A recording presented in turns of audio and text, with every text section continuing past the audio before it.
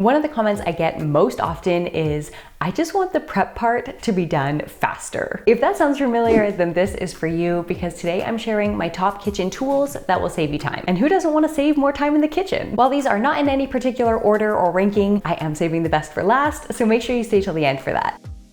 Tupperware is probably one of the most important tools of meal prep. I mean, it's pretty hard to prep without having containers to put everything in, and you may not be thinking of Tupperware as a time saver, but it definitely can be depending on the kind that you get. Speaking from personal experience, my husband and I used to use a lot of plastic Tupperware. It is very convenient because it is lightweight, it is fairly inexpensive, and to be honest, it's just what we had when we moved here, so that is what we were using most often in the beginning, until we realized how many dishes plastic Tupperwares create. So I don't know about you guys, but I don't personally feel comfortable putting plastic in the microwave or in the dishwasher. So that meant every time I took out a meal from a plastic Tupperware, I had to add it into a bowl to heat it up in the microwave. And then I was washing those plastic Tupperwares by hand. And for me, dishes are probably my least favorite thing to do in the kitchen. So I try and create as few of them as possible if I can. So as we started taking meal prep more seriously again, we decided to invest a little bit in some glass Tupperware that are dishwasher safe, including the lids. That was very important to me. And I personally really like the ones from IKEA. That's where most of our glass Tupperwares are from. I will leave all the links in the description box down below in case you want to check them out. But I'm also not a big fan of throwing out your entire Tupperware collection to buy everything brand new. So my suggestion, if you do use a lot of plastic Tupperware and you want to start switching out for glass ones, is to pay attention to what shapes and sizes you use most often. It can help to have different shapes and sizes, of course, but just start paying attention to the ones you use most often and keep that in mind for when you're ready to replace them. So as you'll see in my meal prep videos, I do still use plastic. There are some that we just didn't feel the need to replace because they were working perfectly well, and I don't feel like throwing them out just to replace them with glass. And then some I just feel are such a good shape and size that I mean, I just love these. It's hard for me to replace these. I don't know if I'll ever find the glass equivalent of this one, but they are a pain to wash by hand, so we are slowly changing them out, and I think eventually we will switch over to all glass. So of course, a good knife and cutting board are essential. I think most people already have those in their kitchen, but there are a couple other tools that will save you time when cutting. Spiralizers. I love spiralizers. I don't love this one for other reasons, which I will get into in another video, but they are generally a helpful tool, especially if you do a lot of zucchini noodles, aka zoodles, and they work really well for carrots as well. So if you're a person who does a lot of veggie noodles, then I do recommend having a spiralizer in your kitchen. Julienners, well, that's what I call them. I don't know what's the official name for these tools. I call them julienners because they essentially help you cut into a julienne style cutting shape. Some of these are actually my mother-in-law's. She is the one who introduced me to this tool, and ever since then I've been obsessed with it. It is so handy, especially for cutting vegetables very thinly, like for spring rolls, for sushi, for veggie noodle bowls, etc. So these are obviously much easier to use than chopping very finely with a knife, and they do save so much time. Now, if you don't have a tool like this and you don't want to add another tool to your kitchen, I have found the vegetable peeler to be a really good workaround. It does, of course, make much thicker strips, but it is a multifunctional tool because it also works as a peeler. So if you're trying to keep your kitchen tools to a minimum, then this is a good option because it serves both functions. I never used to understand the benefits of owning a kitchen scale until I owned one. I actually purchased one a couple years ago when I first started making bread. I feel it is very essential if you want to make bread. But then I started using it for like everything. It really does make everything so much easier. It saves you time with measuring out quantities. And of course, using less measuring cups also means less dishes. They're pretty inexpensive on Amazon. I'll link this one down below. A very underrated tool in my opinion.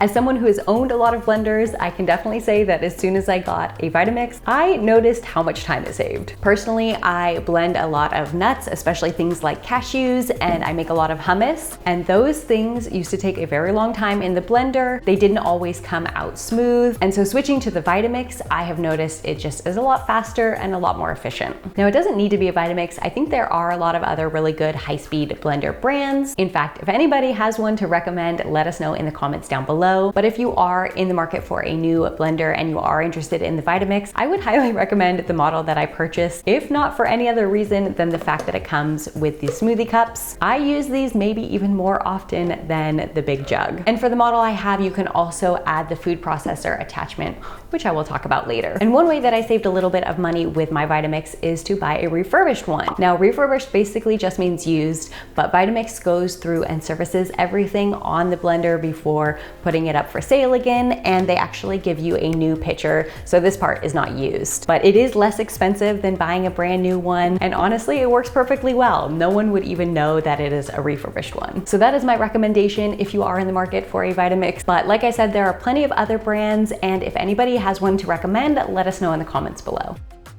Unfortunately, the blender and the food processor are not the same. They do have pretty different functions. So I personally feel that both tools are necessary, especially if you're trying to save time. I just feel that a food processor is really handy. Now, this is the one that goes on top of my Vitamix base. So I do feel like it was a good investment to get that model because it allowed me to get this food processor attachment, which also has chopping blades. I have to say, one of the best features of this food processor is the chopping blades. The downsides of this food processor is that it is really big and bulky and clunky, and I don't always feel like taking it out, and it's really loud, like louder than the blender. That is my only gripe with Vitamix and their food processor. But the speed and efficiency at which it chops makes it worth it. Like, I hate chopping onions, so on a meal prep day, I will just chop 5 or 6 at once. Most of them will go into the freezer for later use, and obviously that saves me so much time. In addition, I also use the food processor to save time on things that I would otherwise have to do by hand, like kneading seitan dough,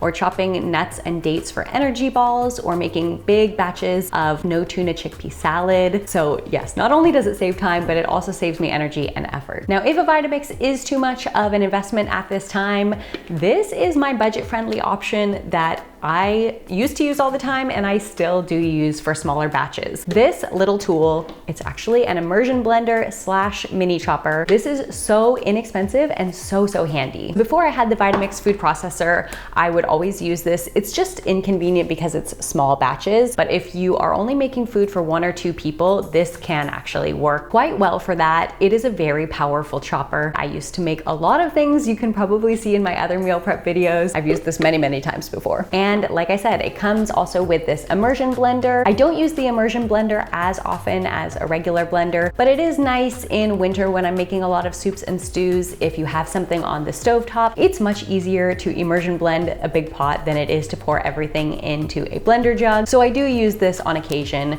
for things like that. And of course, saving the best for last, I could write an essay on how much I love this machine. The Instant Pot was actually the first tool I bought when I moved to Canada, and I think at that time it was like all the rage, everybody was buying one. I didn't even really know what I was going to be cooking in it, but I was like, okay, it looks like a pretty helpful tool. You can cook a lot of different kinds of things in there. Let me get one. I had no idea how amazing this tool could be. When I first got the Instant Pot, I thought that the word instant meant that it cooks everything really fast, but that is actually not what is so great about this machine, and actually not what really saves you time. 100% the best feature of this machine is the hands-off cooking abilities. To set it and forget it is the absolute best. So when I'm doing a meal prep, I can just cycle things in and out of here, and I don't have to worry about boiling water, having things spill over, having to check for doneness. It is really just a hands-off tool. You can put everything inside, press whichever button you need, and you're ready to go. Plus, I can cook large quantities in here and then freeze them for later use. So usually I'll just make a big pot of beans or stew or whatever I'm cooking and then portion them out individually, put them in the freezer, and then we have meals ready to go later on, which also saves time. Actually, let me know if you think the Instant Pot deserves its own video. I could show you guys some super easy meal ideas and also how to use it to its full advantage. I think that might be fun. Once again, all the links for these will be in the description box down below. If you're looking to save some time, I hope these tools will help. And with that, let's eat plants, and I'll see you guys next time.